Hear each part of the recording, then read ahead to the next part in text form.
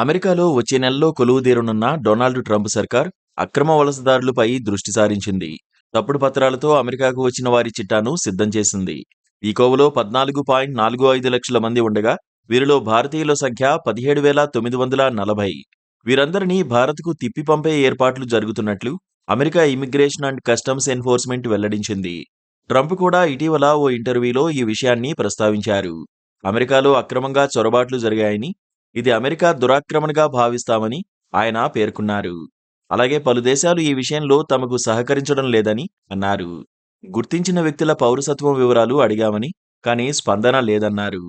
అలాంటి 15 దేశాలను సహకరించడం లేదు అనే జాబితాలో పెట్టామని డొనాల్డ్ ట్రంప్ పేర్కొన్నారు. ఆ దేశాలు సహకరించకపోతే నేషనల్ గార్డ్స్ సాయంతో వారిని తిప్పి పంపుతామని అన్నారు. కాగా భారత్ కూడా బహిష్కరణ కోసం 18,000 మంది వివరాలు అడిగితే ఇవ్వడం లేదని ఐసీఐ పేర్కొంది. అమెరికాలో తప్పుడు పత్రాలతో నివసిస్తున్న భారతీయుల్లో ఎక్కువగా పంజాబ్, గుజరాత్, ఆంధ్రప్రదేశ్కు చెందిన వారు ఉన్నట్లు వివరించింది. పాకిస్తాన్, చైనా, ఇరాన్, వెనిజులా నుంచి సహకారం అందడం లేదని తెలిపింది.